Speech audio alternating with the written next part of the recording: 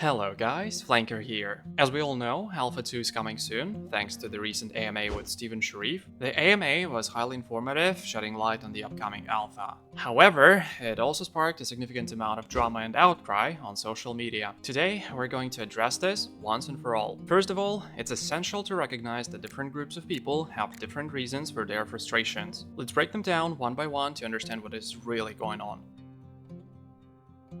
As Ashes of Creation gains more exposure, it attracts new members to the community and monthly live streams. Naturally, those who haven't been following the game for years might not be immediately aware of or understand certain aspects. If you're new, my advice is to ask questions on the official Discord instead of getting emotional about something that may not even be perfectly accurate. Also, feel free to ask anything in the comments and I'll be glad to help.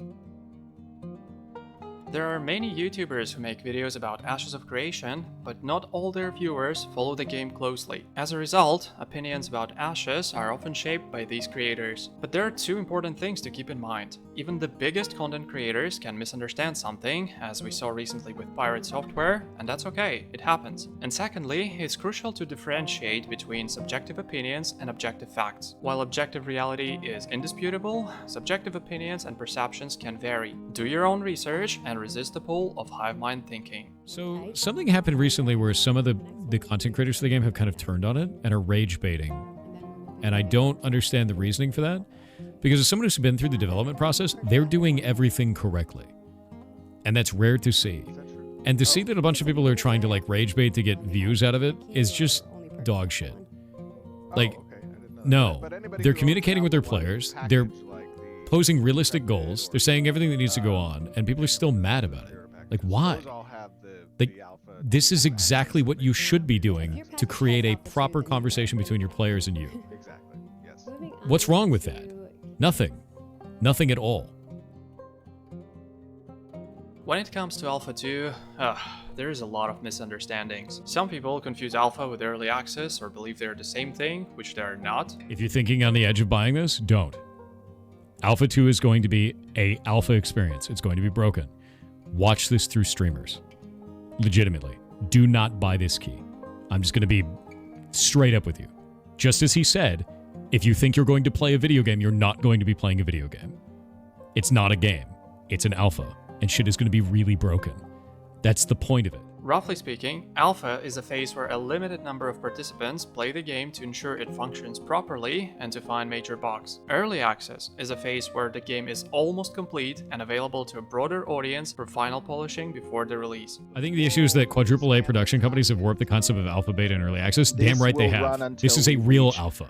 This is what it should be. This is 24/7 uptime. This is correct. This is where all this weird ideas that the AAA industry has given you are wrong. There are also those who simply don't like the idea of alphas, betas, early access, to which there is a straightforward response. Do not participate if it's not for you. Sick and tired of alpha this and early access that? Then don't play it. And at the same time, your arm isn't being twisted to play an alpha. Like, we're here to test it. I want to test it. Another question that has come up is, why do I have to pay for testing the game? Well, first of all, you don't. Secondly, it should be pretty obvious that different companies have different strategies when it comes to testing and monetization. There's about 150,000 people who paid at least $250 to participate in Alpha 2, all for different reasons. Some people wanted to support the company, others wanted to experience the game as soon as possible, even if it's not ready, and of course, there are those who genuinely want to help improve the game by providing the feedback and finding bugs. I want to test it. I want to give feedback to drive the game in a good direction.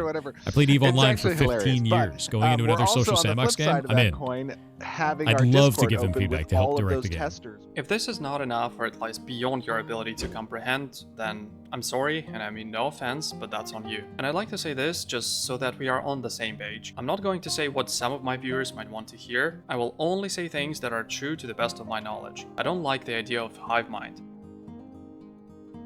In my subjective opinion, again, subjective, Intrepid has done a relatively decent job in terms of communication and feedback. But is it perfect? Is it 10 out of 10? Well, definitely not. That said, some people literally lost their minds when Alpha 2 was delayed by 4 weeks. Yes, Steven mentioned being confident about a Q3 release, and yes, it got delayed. But is a 4-week delay really that significant after all these years? I would understand if it was delayed by 6 months, for example, but 4 weeks? For God's sake, calm down, Karen. I don't know what's going on with the Ashes Ashes keep in community, but you mind guys are all that riled we up are about shit that dedicated does not to matter. This being an open, Like non-NDA wild shit, platform, so frankly. people can see the progress that we are Like, going as a to be dev, having in Alpha this 2. is And Alpha good. 2 is continued This is good for the development, player, right? and this We is are good for the going to be development of the game. continually This is good. releasing additional You content. want to see this. Speaking of persistent alpha, it's a bit of a different story. Like many of you, I initially thought the servers would be live almost 24/7 until launch. Yeah, it's a bit disappointing, but not a huge deal at all. We'll be able to play for 3 days a week during Phase 1 until December, and then 5 days a week during Phase 2 until May. If you're upset about this, do you really think the difference between 5 and 7 days is that significant? Maybe it is for a small percentage of people, actually including me, but overall, I wouldn't say it's a valid reason to start a drama. There's a lot of people that don't understand the development process.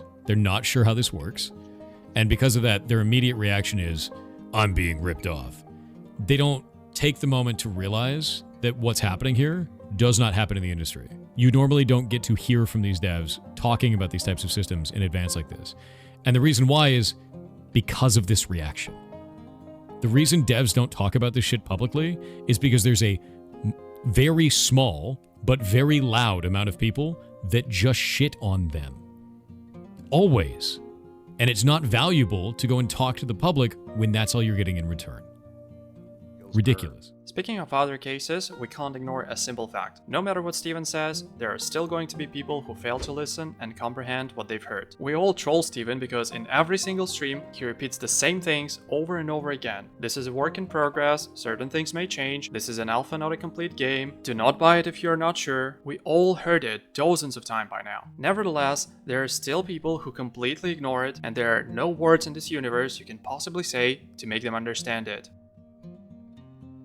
Prices are always a hot topic, and there are many complaints that the keys are expensive. We'll have to break this down because it's a bit more complicated than it may look like at first glance, so bear with me. First of all, expensive compared to what exactly? Is there any other MMO of this scale with this number of in-game systems, no pay to win, and so on and so forth? No? So how's it even relevant to compare Ashes with other MMOs or god forbid single player games? If at some point you come to a conclusion like, I will spend less money and get more value if I buy another game instead, then by all means, go for it. Nobody's holding you at gunpoint and forcing you to purchase Alpha 2, right? At least, I hope so. Secondly, once again, lack of information and ignoring factors that must be taken into account when it comes to pricing. If $120 for Alpha is too much, then what's your price? 10? 20? 50? Alright, let's imagine it happened. Now, tell me, what's gonna be the reaction of 150,000 of those who bought the Alpha 2 package for $250 or more years ago? A rhetorical question with an obvious answer, I guess. And don't forget that $100 3 years ago is not the same as $100 today. There is a thing called inflation. You may be surprised, but in this particular case, inflation is on your side. Finally, we've all seen comments saying it's a cash grab, etc. You know what I'm talking about. There are people out there who want to play the game even if it's Alpha 2, but simply can't afford it. And it's alright, there's no shame in it. We all come from different countries, we all have different backgrounds and financial situation. The problem that I have with this is the following. You may see dozens of negative comments, but you will hardly see any honest comments like, ugh, you know what, I wish I could buy a key, but I simply can't afford it. Seriously, I challenge you to look it up by yourself. You'll see little to none of them. If you don't completely understand what I'm trying to say here, I'll provide an example. Let's say there's a brand new Lamborghini for sale for $500,000. Meanwhile, someone is selling the same car for $300K, which is obviously a much better deal. Nevertheless, I still can't afford buying it for $300K, but why is that? Is it because it's expensive or because I can't afford it? Those are two completely different things. And if you demand transparency from Intrepid, be honest as well. Once again, there is absolutely no shame in not being able to afford something, but not many people will actually admit it. Instead of that, some of them will accuse Intrepid of being a cash grab, scam, and that kind of stuff. For all those who missed the recent update, Intrepid provided a clarification and informed the community about certain changes. Now, purchasing an alpha key will also grant access to both beta phases, provide 1 month of subscription time, which is the equivalent of $15, and also $15 in embers for purchasing cosmetics. If you're still not satisfied with this, then I'm not sure that I can help you. I probably won't be able to address this better than Thor. What you're seeing is you're seeing a bunch of people that have been trained entirely on shitty developers mistreating them and making them distrust devs. Years of that in AAA. And now what's happening is you have developers that are actually communicating with you as human beings, as adults, showing you the entire process, communicating everything to you, and there are some people that will look at that and go, I've been hurt before. And I get it. I get the idea that you've been hurt before and there's other developers that have mistreated you. They're doing this correctly. And that's not cope. That's not hopium. This is how it should be done. This is the normal development process of putting out an alpha and taking player feedback. You don't get to see this ever because most studios don't do that because they have timelines that they have to reach and investors that they have to impress. They don't have that problem. This shit is important to understand that they're doing this right. Metaphorically speaking, it's similar to breaking up with a toxic girlfriend or going through that unpleasant experience a couple of times, and then assuming that all women are as bad as those you've been with. It is simply not true whether you agree with it or not. If you have that kind of mentality, well, work on it, fix it. It will not magically disappear one day. Otherwise, you will just end up being a full-time victim. People are already disappointed from all the MMO betrayals, then stop playing MMOs. If your only interest is to walk in here and shit on something else that is actually being created correctly and communicating with the players correctly, and you're so hurt over every other relationship you had that you're going to ruin this one, that's on you. Personally, I find the accusations of using a FOMO tactic somewhat ridiculous, and let me explain why. Basically, there have been 3 waves of such accusations so far. The first one was about the cosmetics and alpha and beta packages that changed every month, and once it's gone forever. It may look like a FOMO tactic at first glance, but only if you completely ignore another reason behind it, which is rewarding players who supported Ashes of Creation many years before alpha and paid much more money than you need to pay now. Something truly exclusive is a decent reward for early supporters. That's a fact. Personally, I paid 0 attention to the skins included in my package because I don't really care about them. Then, Intrepid stopped selling the packs in January, and many people immediately started screaming about it again. And this is not very smart, let's put it that way, for 3 reasons. First of all, everyone literally had years to buy a package. Secondly, they clearly stated that the keys might be available in future. Finally, do you really think they sold more packages during those couple of months after they announced it, compared to the number of packs they could have sold throughout the following 7 to 8 months? Seriously, you think that's the case? Something tells me that every livestream they had during